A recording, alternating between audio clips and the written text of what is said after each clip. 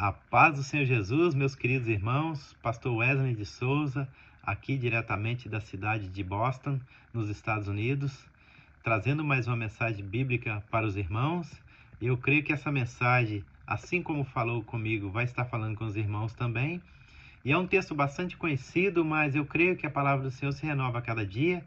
E vamos estar meditando, estudando nesse texto que se encontra no livro do Atos dos Apóstolos, no capítulo de número 3, a partir do verso 1, que diz assim: Pedro e João subiam ao templo para a oração da hora nona.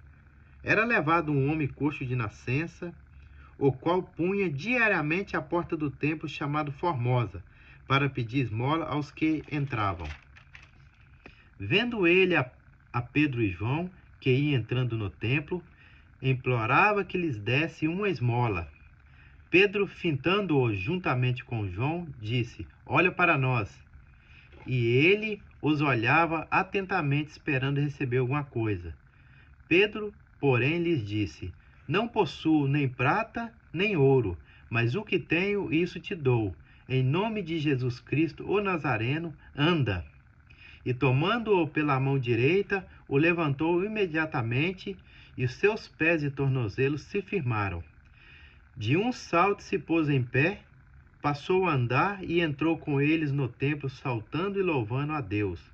Viu-o todo o povo a andar e a louvar a Deus, e reconheceram ser ele o mesmo que esmolava assentado à porta formosa do templo.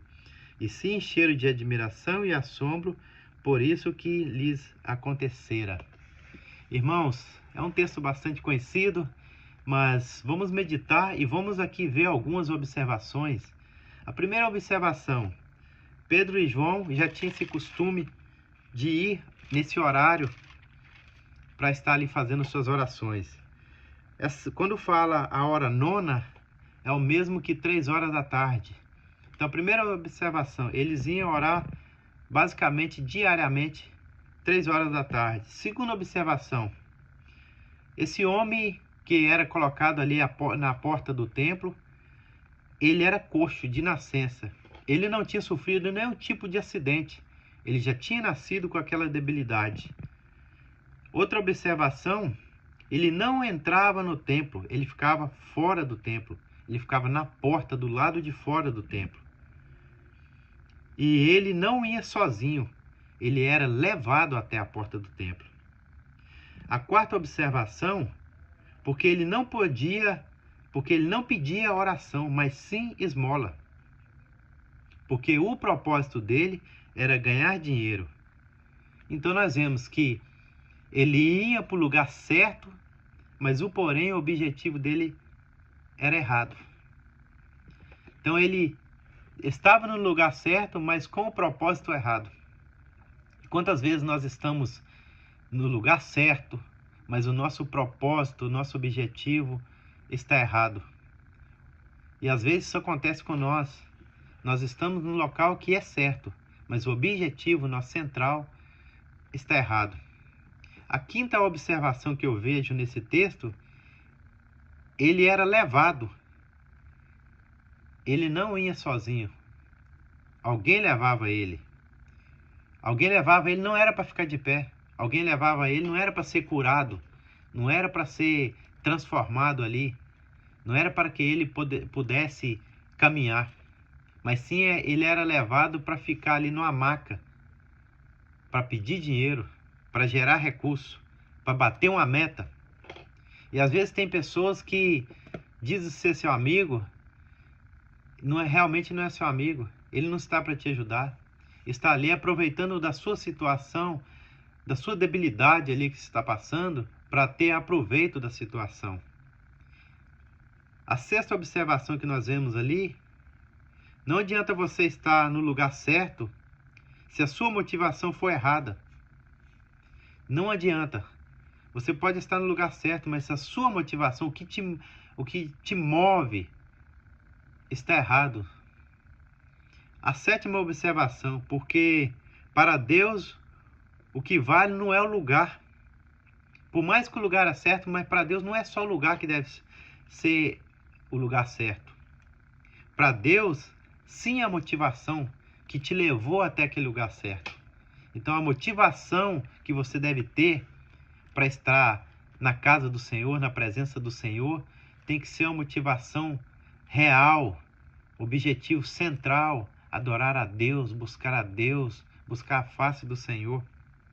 E nós vemos que esse homem chegou ali com um objetivo, e provavelmente ele já via Pedro e João, talvez algumas outras vezes, chegando até aquele local. Interessante, se nós entendemos, geralmente o templo ele é feito mais na parte de cima e tem escadarias para subir.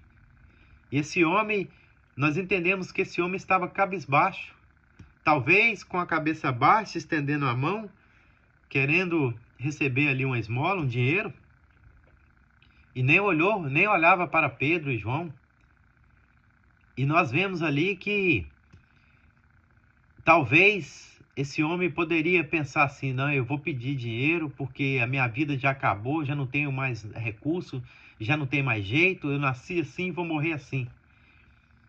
E talvez, quando nós vemos na passagem que Pedro disse para ele assim, que eu não tenho nem prata e nem ouro, mas o que tenho não te dou, provavelmente Pedro não tinha prata, não tinha dinheiro mesmo, mas o que ele tinha ia mudar a vida, ia mudar o cenário daquela história, ia mudar a vida daquele homem, porque o que ele tinha era Deus dentro dele, ele tinha Jesus no coração, ele tinha certeza da salvação, ele sabia que ele estava ali com o motivo deles era orar, era agradecer a Deus, era adorar a Deus. Então ele sabia que ele estava no lugar certo e a motivação deles era a motivação certa.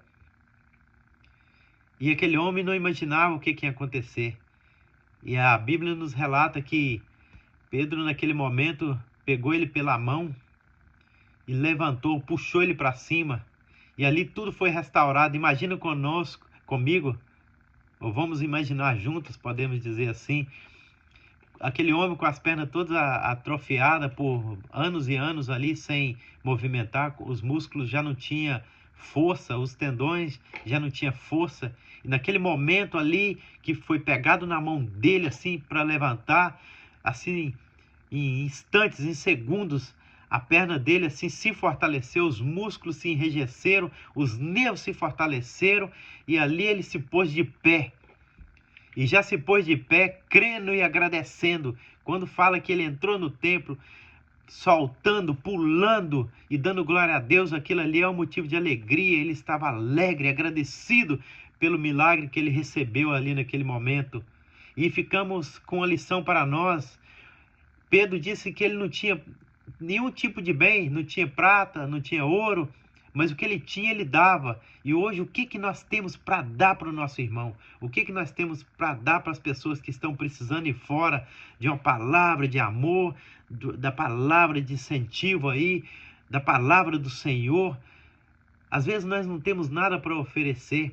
Isso é triste. Nós devemos nos encher do Espírito Santo, buscar a presença do Senhor, buscar nos fortalecer no Senhor, porque quando nós vemos alguma pessoa aí fora precisando de ouvir a palavra do Senhor, nós possamos ali pregar para essa pessoa, falar do amor de Cristo, falar que Cristo veio, morreu na cruz, ressuscitou no terceiro dia e nos alcançou, e nós não somos escravos mais daquele pecado que nos prendia, mas hoje nós somos libertos e hoje nós podemos falar diretamente com o Pai. Então é isso que nós devemos falar, nós devemos pregar para os irmãos e dar aquilo que nós temos. Nós não podemos dar nada daquilo que nós não temos. Se nós não temos nada a oferecer, nós não podemos oferecer nada. Mas quando nós temos ali a certeza que nós temos ali uma intimidade com Deus, nós podemos dar vida em abundância. Jesus disse que ele veio, ele dá vida com abundância. E dessa mesma vida que ele nos deu com abundância, nos deu a salvação, a vida eterna, essa mesma vida eterna que nós temos que transmitir para o nosso irmão, transmitir que Jesus é a salvação, transmitir que Jesus é o Filho unigênito que veio do Pai, E Deus nos amou tanto que enviou o Filho dele para nos resgatar, nos tirar das cadeias, das prisões que nos prendia. Hoje nós somos livres, livres para adorar o Senhor. Ainda somos livres, não sei até quando, mas somos livres ainda. E o interessante é que quando ele entrou ali pulando de alegria ali pelo milagre que aconteceu, as pessoas ficaram assustadas naquele instante ali, dizendo: uau, não é esse homem que ali ficava fora ali na Porta Formosa pedindo esmola? Mas esse homem não nasceu paralítico? Como que aconteceu isso? E interessante que eu imagino que ele naquela alegria, eufórico ali, não estava nem dando atenção no que aquelas pessoas estavam comentando ali. Mas se nós continuarmos lendo a palavra do Senhor, as pessoas começaram a aproximar perto de Pedro e João, admirando como que aconteceu aquilo ali. E Pedro vai falar mais adiante que aquilo ali não é mérito dele, que aquilo ali não foi ele que fez, mas sim Jesus Cristo Nazareno, Jesus Cristo que veio, morreu, ressuscitou, e através do nome de Jesus Cristo as pessoas são curadas. Nós devemos usar o nome de Jesus Cristo, irmãos, com autoridade e com fé, porque Jesus não mudou, Deus é o mesmo da antiguidade, Deus é o mesmo que curou e que cura e que vai continuar curando. Então essa é a nossa mensagem de hoje à noite, ficou um pouquinho longo, mas eu peço encarecidamente que os meus queridos irmãos possam estar divulgando o nosso trabalho no nosso canal no YouTube. Eu sei que não é fácil começar a transmitir a palavra do Senhor.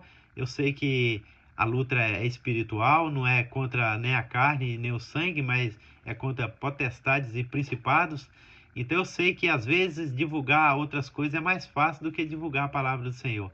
Então compartilhe o vídeo com seus amigos, familiares, irmãos na fé, e dê um like, dê o seu joinha ali para nós, para que o nosso trabalho possa alcançar mais pessoas e que assim nós possamos nos preparar melhores para transmitir a palavra do Senhor.